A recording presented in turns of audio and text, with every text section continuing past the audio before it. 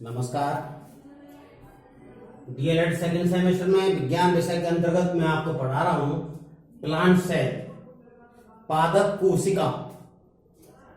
पादप कोशिका के बारे में बताना चाह रहा हूं। तो ये मैंने उसका चित्र बनाया है, लेकिन ब्लैक बोर्ड छोटा होने के कारण पूर्ण रूप से सभी उसके पार्ट नहीं बन सके हैं। फिर भी मैं कोशिश कर रहा हूं कि मैं आपको इसके बारे में कुछ जानकारी दे सकूं। वैसे मैंने कलर्ड पिक आपको सभी सेल्स के बारे में, सभी सेल के पार्ट के बारे में कंप्यूटर वाले सर को भेज दिए हैं, वो आपको सेंड कर देंगे। तो मैं बताना चाह रहा हूं इसके माध्यम से कि ये आप देख रहे हैं, ये चारों तरफ ये चीज देख रहे हैं और देखें इसमें, ठीक। तो ये सबसे बाहरी भाग कोशिका भित्ति कहलाता है, जिसे हम इंग्लिश में सेल वॉल कहते हैं। सेल माने कोशिका, भित्ति माने दीवार, और दीवार को हम इंग्लिश में वॉल कहते हैं। तो इसका पूरा नाम हुआ सेल वॉल।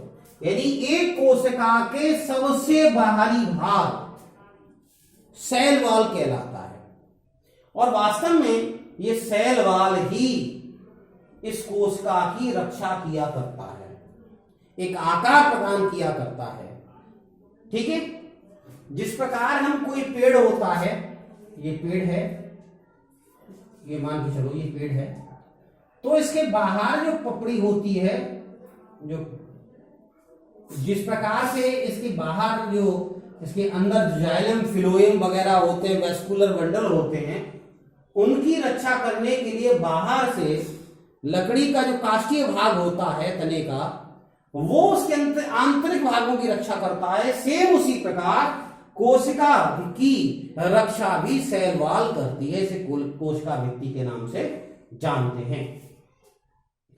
अगली बात करेंगे इसके बाद वाला भाग, इसके जो अंदर वाला जो भाग है, इसे हम कोशिका कला के नाम से जानते हैं।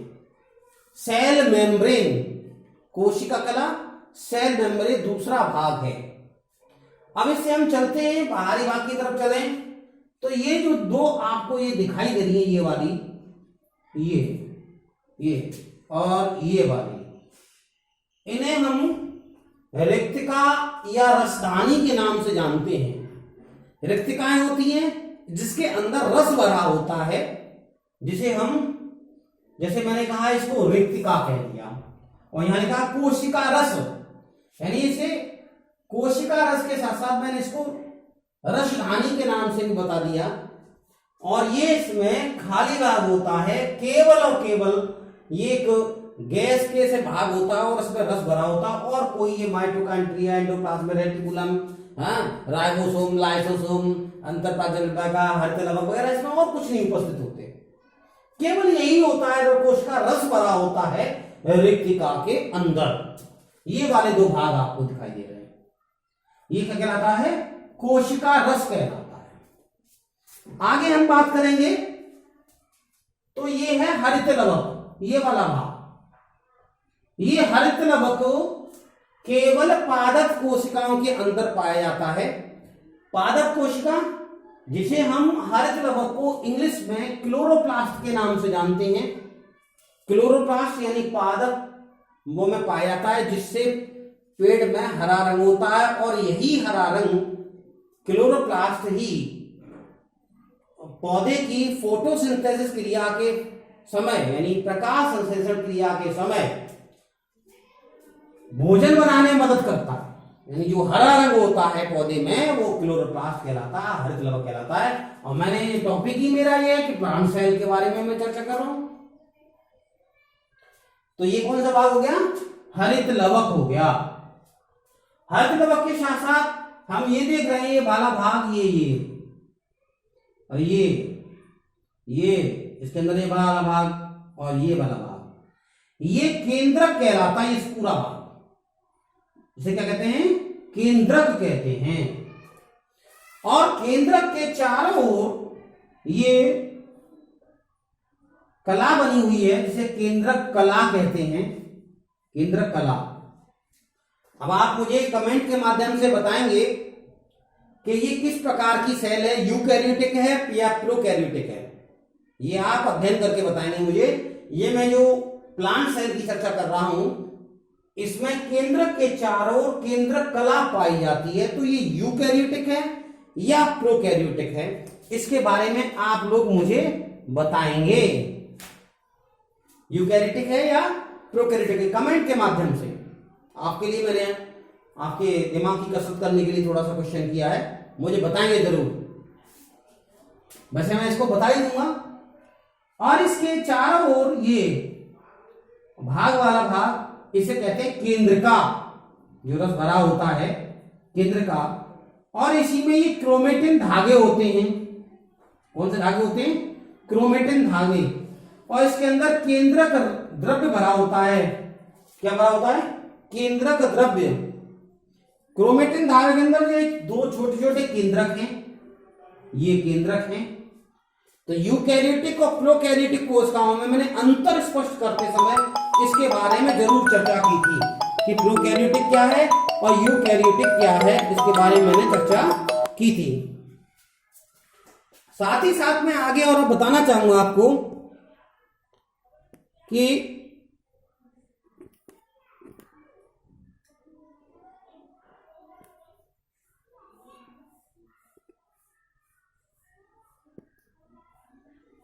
साथ ही साथ बताऊंगा इसके अन्य भागों के बारे में। तो इसमें ये वाली भाग, ये कृष्टि जैसी संरचना, या जो मैं बताऊंगा आपको, जो स्ट्रक्चर बताऊंगा आपको, ये जूते जैसी संरचना जो बन जाती है, ये जूते जैसी संरचना इस तरीके से, और इसके अंदर अंगुली जैसी संरचनाएं हो जाती हैं। इसको हम माइटोकॉन्ड्रिया बोलते हैं। क्या बोलते हैं इसे? माइटोकॉन्ड्रिया। और माइटोकॉन्ड्रिया ही कोशिका का पावर हाउस कहलाता है। कोशिका का पावर हाउस कहलाता है, जो विद्युत ऊर्जा ग्रह, विद्युत ग्रह भी कहलाता है कोशिका का, या पावर हाउस कहलाता है। और सॉरी, ये क्या करता है? कोशिका को ऊर्जा सप्लाई करने का कार्य करता है। जिस प्रकार हमारे घर के लिए विद्युत ग्रह सब स्टेशनों से बिजली आती है और हम अपना पंखा चला लेते हैं, बल्ब जला लेते हैं, उसी प्रकार हमारे शरीर को ऊर्जा, प्लांट्स को, सेल को ऊर्जा देने के लिए माइटोकॉन्ड्रिया होता है। तो इसे हम क्या कहते हैं? कोशिका का पावर हाउस। 1 नंबर में क्वेश्चन पूछा जाता है कभी कभी, इसको ध्यान से सुनेंगे। ये जो लंबी लंबी संरचना सी दिखाई दे रही है और इस पर ये, इन्हें कहते हैं अंतः प्रादब्बी जालिका। क्या कहते हैं इसे? अंतः प्रादब्बी जालिका।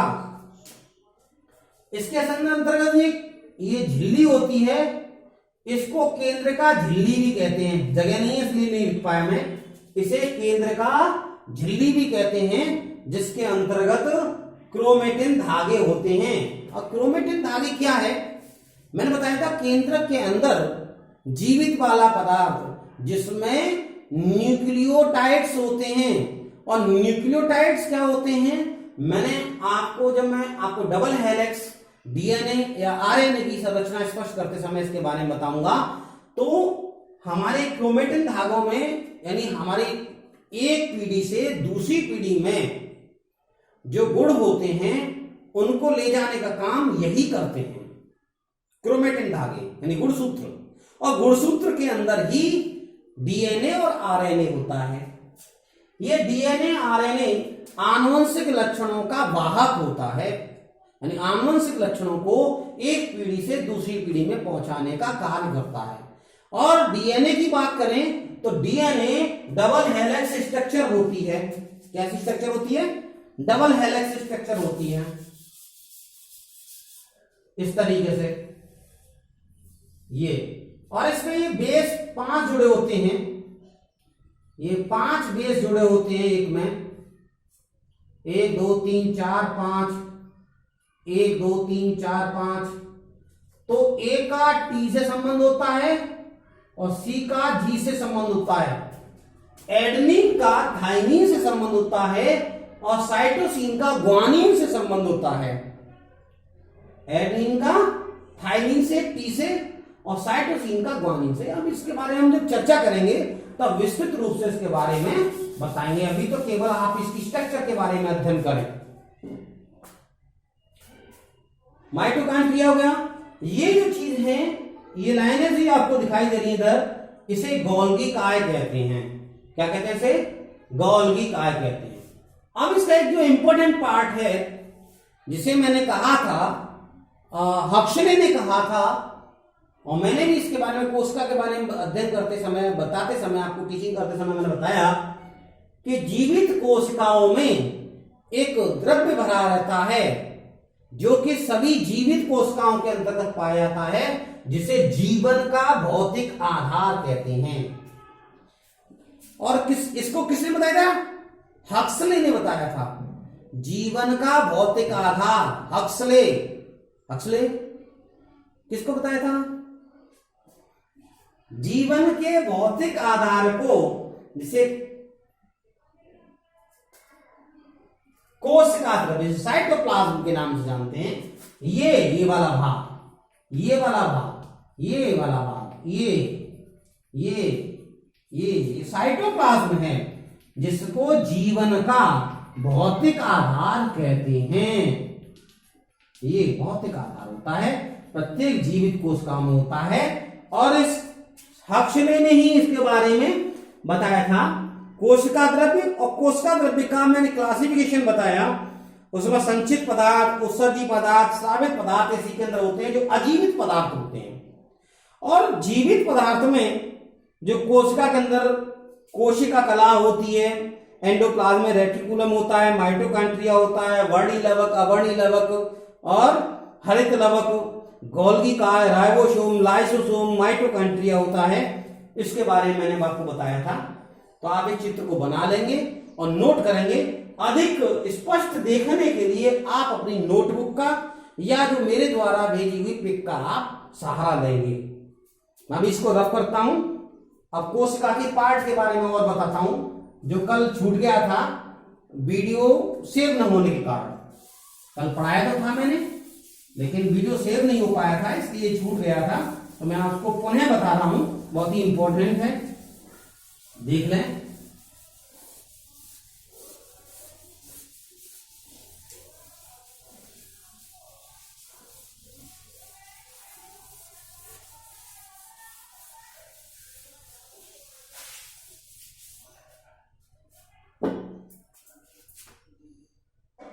जैसे कोशिका द्रव्य के बारे में बताया, द्रव्य इसको दो भागों में बांटा था। अजीवित पदार्थ, इसके बारे में हम चर्चा कर चुके थे, इस करके बता चुके हैं इसके बारे में। अब मैं इसको कोशिका वाले भाग को बता रहा हूं। कोशिका, इसको कई भागों में बांटा गया है, 1 2 3 4 5 6। पहला है कोशिका कला, जिसे मैंने अभी सेल वॉल कहा था। कोशिका कला, कोशिका कला के बाद एंडोप्लाज्मिक रेटिकुलम, एंडोप्लाज्मिक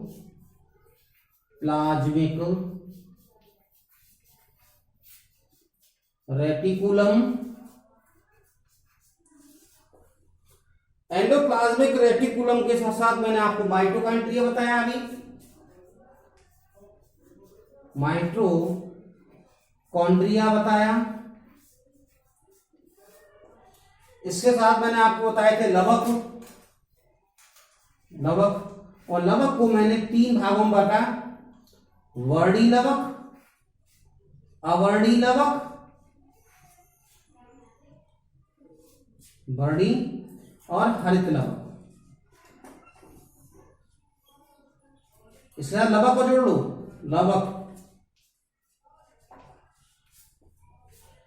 लवक में वर्णी लवक, जिसके कारण पौधों में या कोशिका में कलर होता है अवर्णीय लवक, जिसमें कल रंगहीन कोशिकाएं पाई जाती हैं। हरित लवक यानी क्लोरोप्लास्ट पाया जाता है, जिसके कारण पौधे का रंग हरा होता है।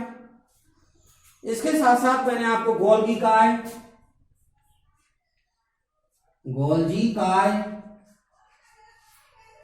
Ribosome, lysosome, ribosome, lysosome, lysosome और इसके साथ साथ बताया माइक्रोबॉडीज, माइक्रोबॉडीज।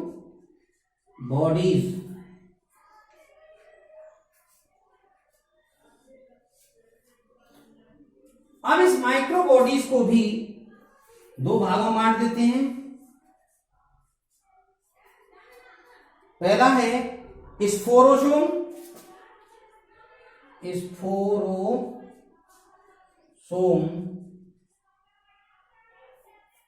दूसरा भाग है इसका परऑक्सीसोम, पैराक्सीसोम।